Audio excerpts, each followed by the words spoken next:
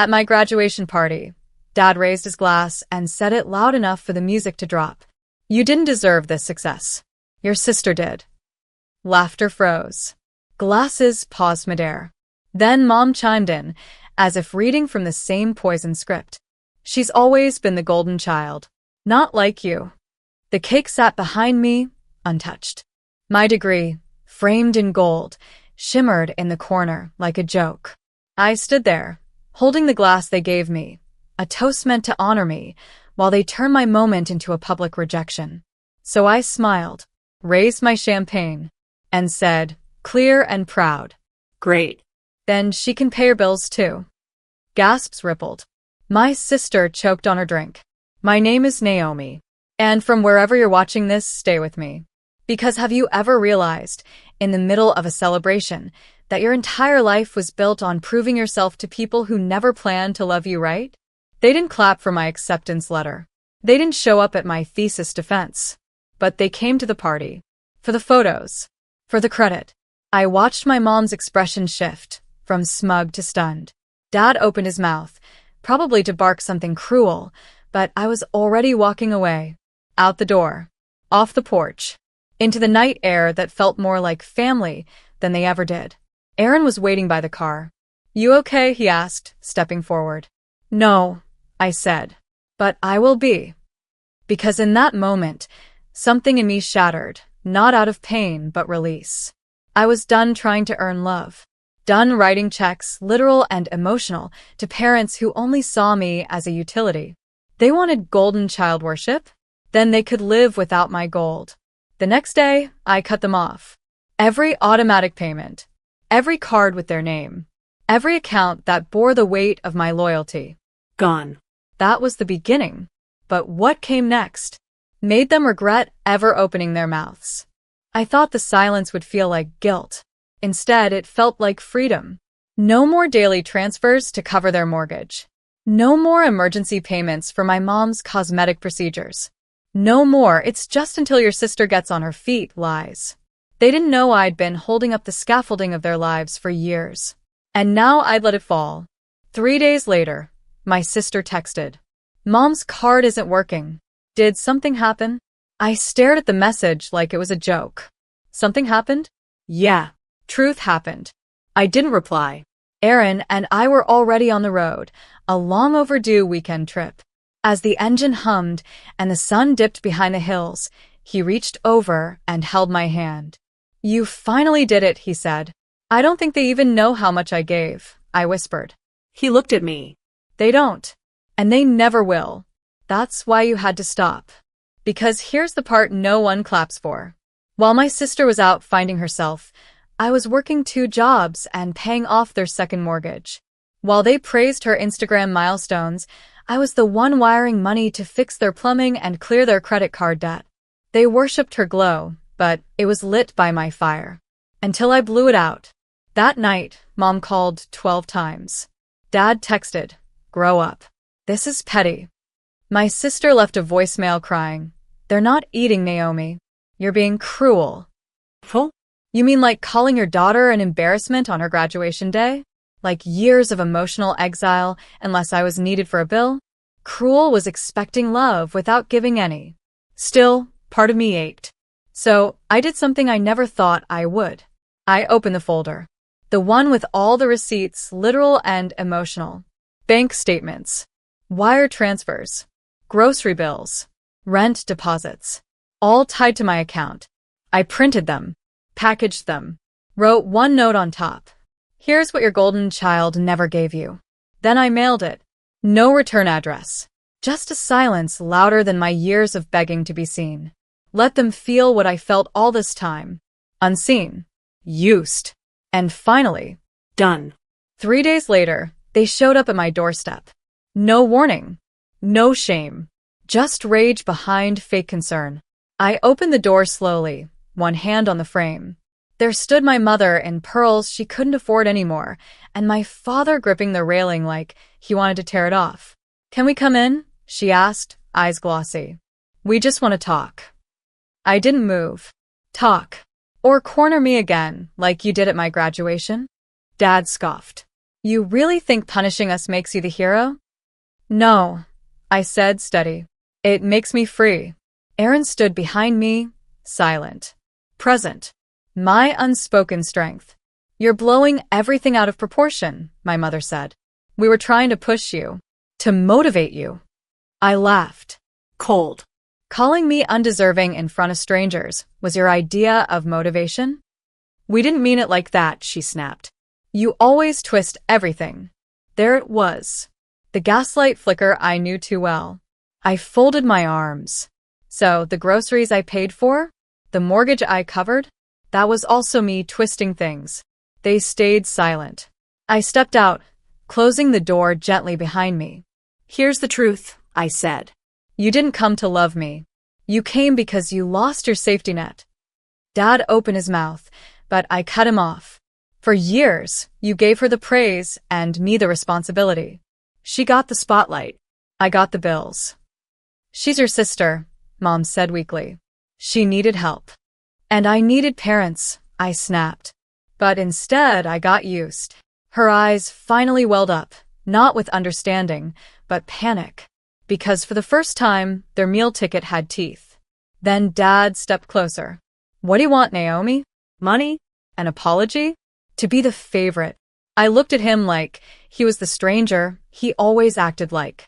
I want you to live without me, I said. His face fell.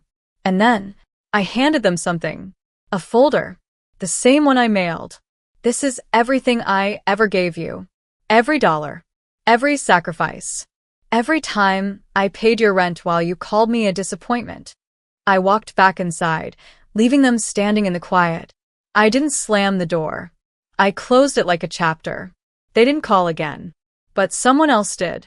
My sister. And what she said turned everything I thought I knew upside down. Her name flashed on my screen at 2:14 a.m. Maya, sister. I stared at it, thumb hovering, heart thudding in my throat. Then I answered. Naomi. Her voice was wrecked, like she'd been crying for hours. I didn't know. I swear to God, I didn't know it was all you. I didn't respond. I just listened. I thought Dad was helping you, she said. He told me you were doing fine. That you married rich. That he was carrying you. I let out a breath that sounded almost like a laugh. Is that what he said? I didn't know they were living off you. That you were paying for everything while I was... God, I was shopping like an idiot. Maya, I said, my voice sharp but calm. You didn't ask. You didn't care.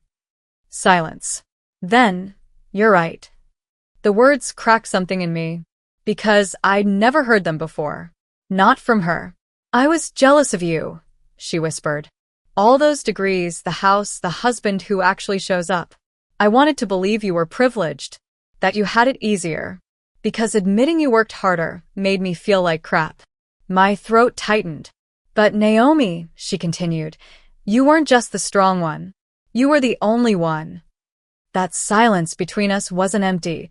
It was full of years. Of comparison. Of buried rage. And for the first time, it broke. She said, they're freaking out. Mom's trying to get loans. Dad's pretending nothing's wrong, but he's calling every day asking what to do. Let them figure it out, I said. I know.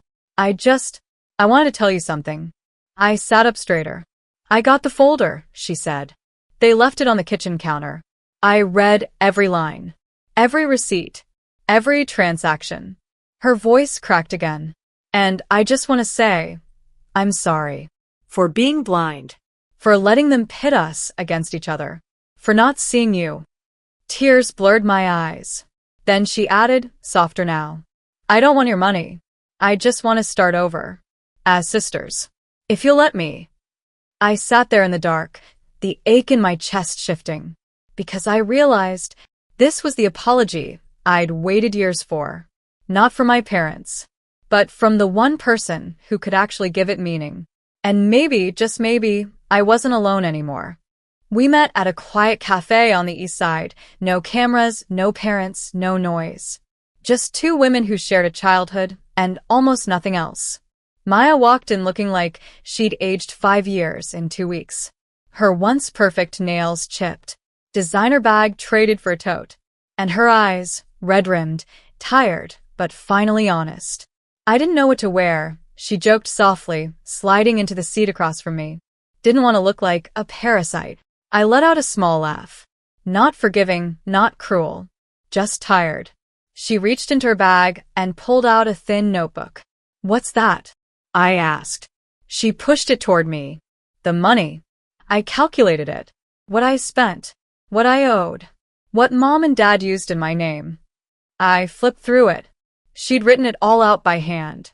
Every dollar. Every gift. Every lie. I want to pay you back, she said. Even if it takes me 10 years. I closed the notebook. You can't buy your way back into my life, I said. This isn't about the money anymore. I know, she said. I just needed you to know I see it now. I see you now. For a while, we just sat there. Two sisters with a history carved by favoritism, silence, and unspoken bruises. Then I said what had been clawing at me for weeks. Did they ever love me, Maya? Or just need me? She reached across the table and held my hand. They don't know how to love the strong one. They only know how to take from her. I looked down, swallowed hard. All these years, I thought if I just gave more, they'd finally let me in. You were never outside, she whispered. You were just above. That broke me. Not into pieces, into truth. Because I finally understood. I wasn't unloved. I was inconvenient, unbending, unbought, and now untouchable. We left the cafe quietly. No big moment. No hug. But before we parted, Maya turned to me. You were always the one I wanted to be. And then she walked away. Not my enemy. Not my rival. Just a sister. Trying to become someone real. The next call came from a number I didn't recognize. When I answered, the voice was shaky but sharp. Naomi, it's your father. I nearly hung up, but something in me, curiosity, maybe kept me still. I'm not calling to fight, he said quickly. I'm calling because I'm scared. I waited. We're losing the house. The creditors froze the joint accounts. Your mother's having panic attacks. Where? He stopped. Swallowed. We're not okay. I wanted to laugh. Or scream. Or say good. Instead, I said nothing. Then he added the part he'd never said before. And I realized I was wrong. The words hung in the air like smoke. You raised a glass at my graduation, I said, and tore me down in front of everyone. I know, he said. I was angry, jealous even. You didn't follow the path I planned, and still, somehow, you became more than all of us. I closed my eyes. You told me I didn't deserve it, I whispered. That Maya did. He exhaled. I thought favoring her would push you harder. But all it did was make me blind to the one child who never stopped showing up. I waited for it to land. And when it did, I asked, what do you want from me? He was silent for a beat too long. I don't know, he finally said. Maybe forgiveness. I laughed. Not bitter. Just done. Forgiveness is earned, not owed, I said. And honestly, I don't need anything from you. Not even that. He tried to respond, but I ended the call. Not out of cruelty, but closure. Because I'd spent years begging for his love, and in doing so, forgot to love myself. Now I was rebuilding, brick by brick. Later that night, Aaron poured me a glass of wine and kissed my shoulder. You okay? Yeah, I said, watching the city flicker beyond our balcony. For the first time, I think I am. Because I'd walked through the fire they lit with their rejection. And I didn't just survive. I walked out shining. Not for them. Not for validation. For me. And this time, no one could dim it. I didn't think they'd show up. But they did. All three of them, Dad, Mom, and Maya, stood on the sidewalk outside my townhouse in clothes that no longer screamed wealth, but whispered reality. They looked small. Not in size. In presence. I watched from the upstairs window for a moment before I came down. Aaron tried to stop me. You don't owe them anything, he said gently. I know, I said. That's exactly why I'm going. I opened the front door and stepped outside. Didn't invite them in. Dad cleared his throat. We'd like to talk. I nodded. So talk. Mom was the first to break. I don't recognize myself anymore, she said. We treated you like a second-class citizen in your own life. We just never expected you to walk away. You didn't expect me to realize I was always standing alone, I corrected. Maya stood behind them, quiet, supportive. Changed. Dad took something out of his pocket. A checkbook. I want to repay you, he said. Whatever we owe, I'll find a way to give it back. I didn't take it.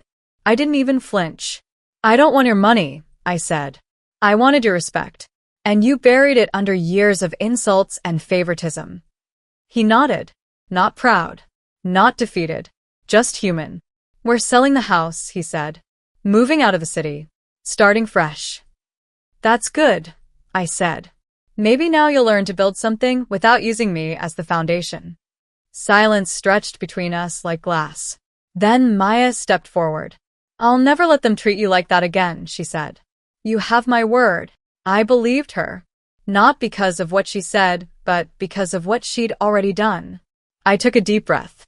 I'm not coming back to the family you were, I said. But maybe, someday, I'll visit the one you're trying to become. No one spoke. But something broke in the silence, and not in me this time. In them. They left without protest. No hugs. No grand moments. Just a quiet, uncertain retreat. And as I closed the door behind me, I felt it deep in my bones. They didn't know me anymore. I did. 6 months later, I threw a party. Not for approval. Not for family. But for every version of me that survived them.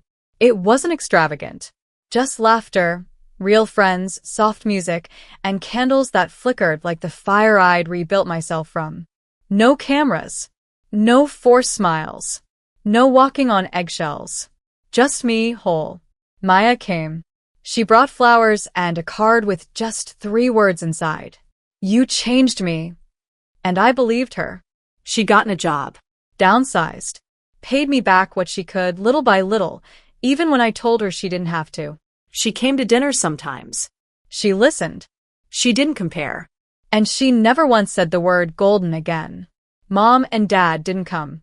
But they mailed a letter. Handwritten. Honest. They wrote about therapy. About reflection. About how their silence had a body count. And how I was the first person who ever made them look in the mirror.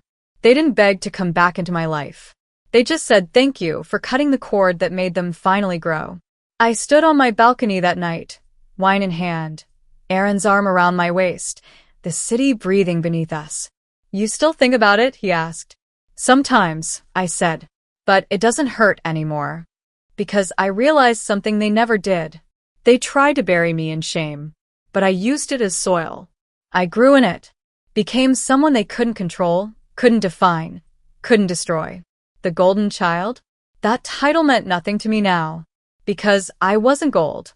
I was forged. And I didn't shine because they let me. I shined because I burned. I cooked for 12 people. Scratch that. I planned, prepped, cooked, cleaned, set the table, arranged the wine, and made sure every single person had their dietary needs met. Gluten-free lasagna for Aunt Carla. Vegan salad for my cousin's girlfriend. The roast chicken Dad still pretends is his favorite, even though he barely touches it. I didn't complain. I just worked. Because that's what I always do. The daughter who has a knack for organizing. The woman who just knows how to make things happen. I was in the kitchen for 6 hours. And when it was finally done, I set the platters on the table with a quiet pride. It wasn't perfect, but it was good. Thoughtful. Made with care. Then Mom walked in, looked at the table, and wrinkled her nose like she'd stepped into a sewer. We should have just ordered takeout, she said, loud enough for everyone to hear. At least that would have been edible. My father chuckled. Not a word of pushback. Not even a glance in my direction. I looked around the room. 12 people eating food I made, sitting on chairs I arranged, and a home I cleaned. And not one of them stood up for me. Not one. So I did something I'd never done before. I stood up. I untied my apron. I laid it gently over the back of my chair. And I said, in the calmest voice I've ever used, "Next time, you can all pay for takeout too, because I'm done." They laughed. They thought I was being dramatic. Aunt Carla raised her glass like it was a toast. My cousin snorted into his wine. Even my brother said, "Don't be sensitive, Lena. It's just Mom." But I wasn't being sensitive. I was being done. An hour later, after the wine was poured and the dessert was being picked at, I slipped into the spare bedroom and opened my laptop. I canceled the Airbnb for Christmas. I voided the ski resort booking I made in my name for New Year's. I retracted the deposit on the summer rental. I deleted every calendar invite, every group chat message, every itinerary I'd put together over the past 6 months. I didn't say a word. I just erased myself. And for the first time in a very long time, I felt free. It didn't start with that dinner. It started decades earlier, with a family that quietly decided my usefulness was more valuable than my presence. I was the easy child, not the rebel, not the genius, not the golden son. Just Lena, the one who didn't need much, who always offered help before being asked. When Mom was stressed about holiday hosting, I was 10 and already setting the table just right. When Dad needed someone to coordinate his retirement party, I was 23, juggling a job and still handling invitations, RSVPs, and the speech no one thanked me for.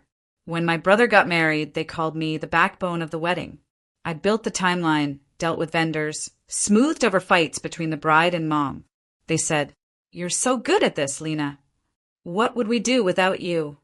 They meant it as a compliment, but it wasn't. It was a warning that they had no intention of ever taking care of themselves. Or me. I didn't realize the weight I carried until my 34th birthday.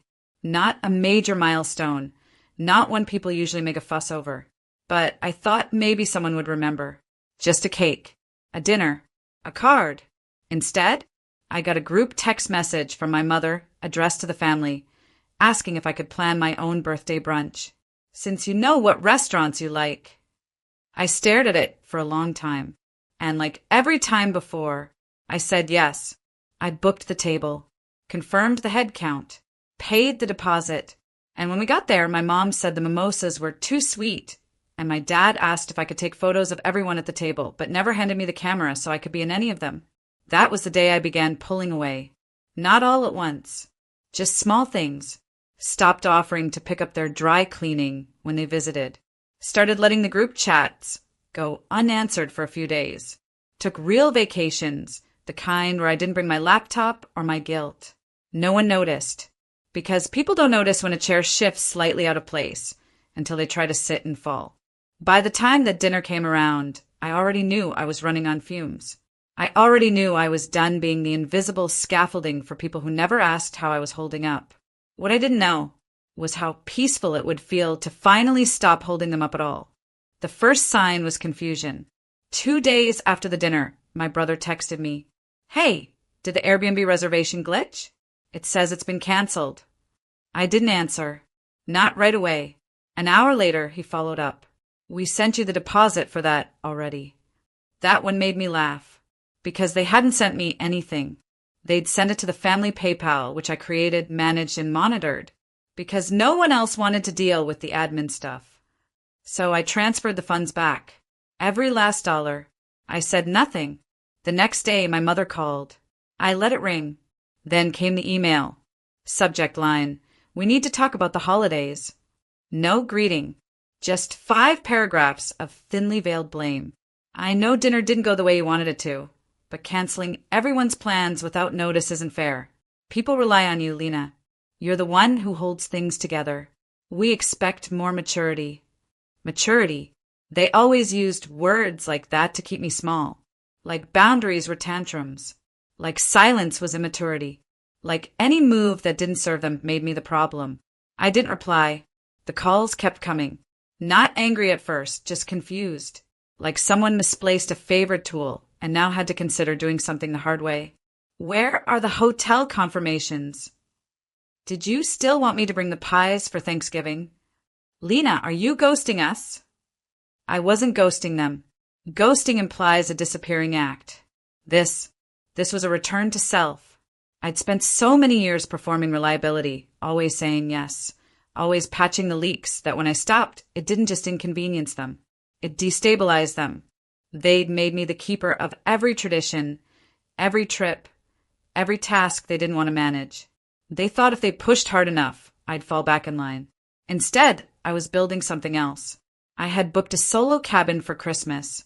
Just me, a wood stove, a stack of books, and silence that didn't come with strings attached. I didn't announce it, didn't post about it, didn't even put an out-of-office reply on my email. They weren't owed my explanation. They were finally getting what they always claimed they could handle. Life without me. I didn't plan a grand announcement. There was no family group message or carefully worded holiday memo. That would have given them power, and they'd only twist it. Call it dramatic. Call it emotional. Call it everything but what it truly was. Necessary.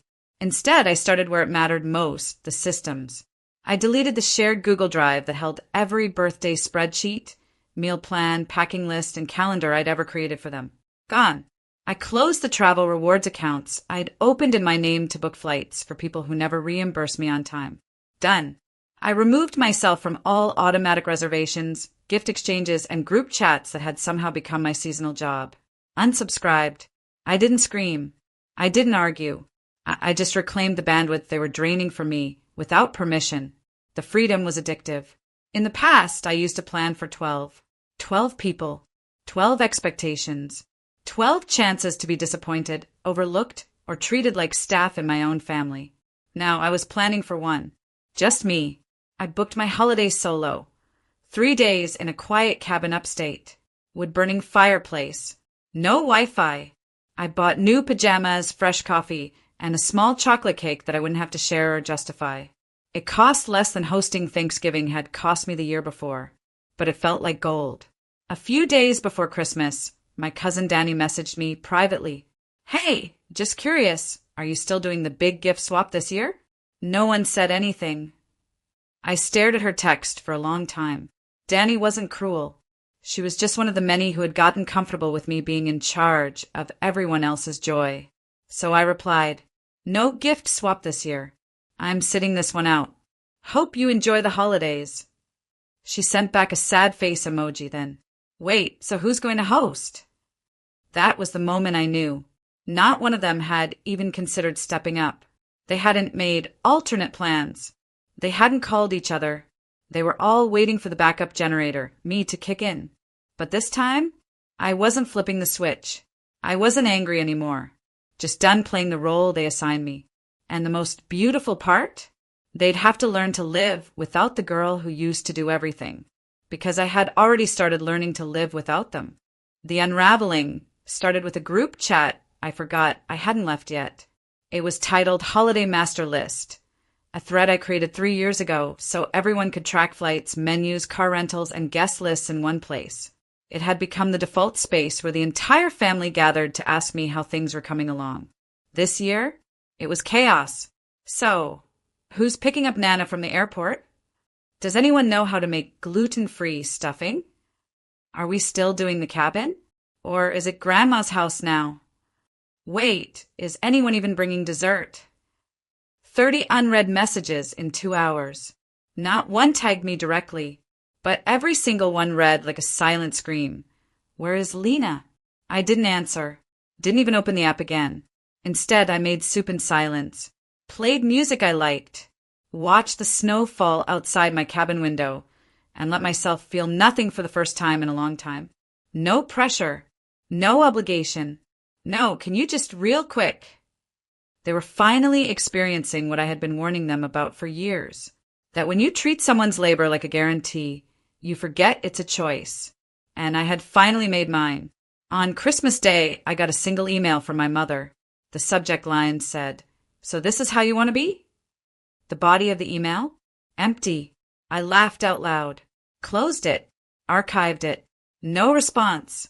A few hours later, my cousin Danny posted a photo on social media. It was a dining table, poorly set, slumped paper plates, one foil tray of stuffing, and a mismatched set of serving spoons. No centerpiece. No candles. No order. The caption read, "This year's Thanksgiving-style Christmas was a bit improvised, still grateful, though." The comments said it all. Wait, where's the usual spread? Did Lena not host this year?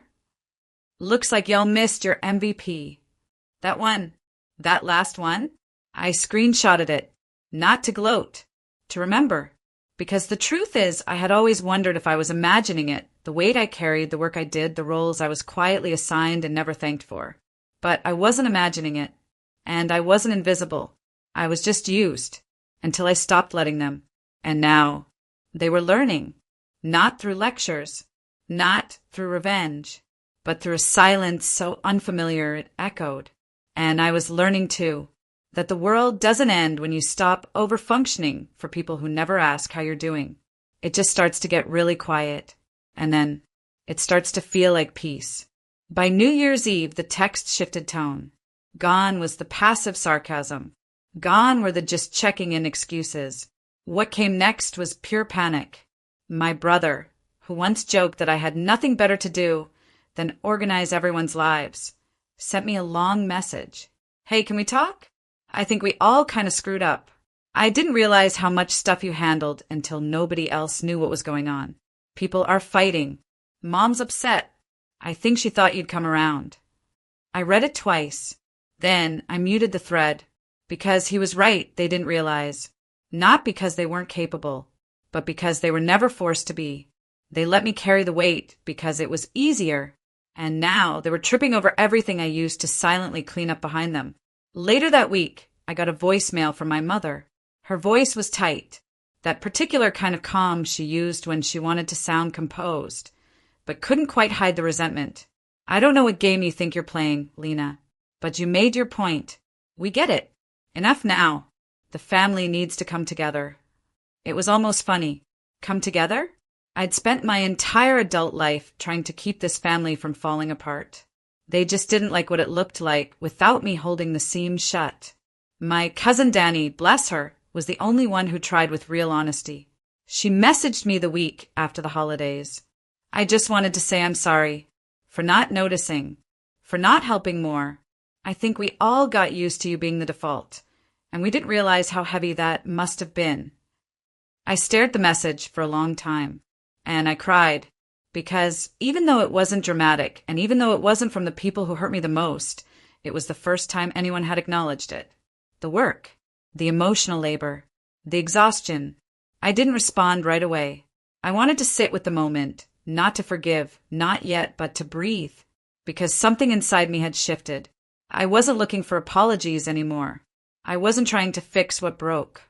I wasn't trying to teach them a lesson. This wasn't about revenge. It was about release. Letting go of the version of myself that always over-delivered, always smoothed the sharp edges, always took the hits so no one else had to feel the discomfort. They were feeling it now. All of it. And I was feeling something else entirely. Peace. January was the quietest month I can remember. No calls. No group messages. No last-minute favors disguised as, we were just hoping you could. And for the first time in years, I didn't feel guilty. I felt untethered. I took long walks without checking my phone. I bought fresh flowers for my kitchen table, not to impress guests, but because I liked the way they looked in the morning light. I cooked meals that didn't need to impress anyone. Some of them were amazing. Some of them were burnt. I smiled either way, because finally no one was watching. And it turns out I still like taking care of things. I still keep my calendar color-coded. Still fold my laundry with care. Still send thank you notes when someone does something kind. But now, I do it for me. I started therapy. Not because I was broken, but because I'd spent so long being the strong one that I never learned how to be supported. My therapist asked me once, "When did you learn that love had to be earned?" And I didn't have an answer, only a memory of tying my shoes faster than anyone else in kindergarten, so I wouldn't get yelled at for making us late. Only a dozen holidays spent trying to cook love into every meal, praying someone would taste it and say, "We see you." But they never did. And now, I no longer needed them to. By February, I joined a local women's hiking group. Just a dozen women, all ages, who met once a week to walk a trail and talk about anything but work, husbands, or family drama. We talked about books, about birds, about how good it feels to breathe air that doesn't come with expectations. I told them my story, bits of it, not as a victim, but as someone who made a clean exit. One of them, a woman in her 60s, nodded and said, "You didn't leave. You just came home to yourself." That stuck with me, so I wrote it down, hung it on my fridge.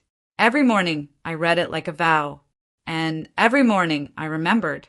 I'm not bitter. I'm not angry. I'm better. I still get messages from time to time. Birthdays. Check-ins. The occasional guilt-dipped attempt to reconnect. I don't block them, but I don't respond, because healing doesn't require confrontation. Just closure, even if you write it yourself. And I did. With every unspoken no. With every plan made without their approval. With every breath taken in peace. This is my rise. Not loud, not public, but powerful and permanent. I still have the apron. The one I took off that night when no one defended me. When the food I cooked was ridiculed and my silence was mistaken for weakness. It's folded in the back of a drawer now. Clean. Untouched. Not because I'm ashamed of it, but because I keep it like a relic, a reminder of who I used to be. The girl who thought love was something you earned through labor. Who thought devotion meant doing everything alone. She's gone now, and in her place, a woman who knows the difference between being needed and being valued. Sometimes I think about the holidays they're still trying to recreate without me. I picture them gathered around paper plates, forgetting ingredients, bickering about times and rides, and who was supposed to bring what. I imagine the awkward silences, the empty seat at the table no one talks about. I don't smile at the thought. I don't need to. Because this isn't about revenge. It's about relief. The relief of walking away before you become unrecognizable to yourself. Of choosing quiet dignity over desperate approval. Of finally realizing that absence isn't always loss. Sometimes it's freedom. The cabin I stayed in that Christmas? I go back every year now. Not because I'm hiding, but because it became mine. My tradition. My rhythm. My peace. I bring books, candles, soft sweaters. I make meals for one, and they taste better than anything I ever cooked for 12 ungrateful mouths. Because now, every bite is a thank you to myself. Danny still checks in sometimes. She's different now. Quieter. Kinder. She once sent me a photo of her own solo holiday, captioned, "You help me see I don't need to bleed for connection. Thank you." I didn't know what to say, so I just typed, "Me neither." Because that's the truth. I'm not cold. I'm not cruel. I just stopped volunteering for my own exhaustion, and they can tell their version of the story however they want. That I overreacted. That I isolated myself. That I cut everyone off. Let them, because I'll tell mine too. And mine ends with a woman sitting by a window, sipping tea, listening to the wind move through trees, not because she's alone, but because she chose to be. And that's the loudest love I've ever given myself.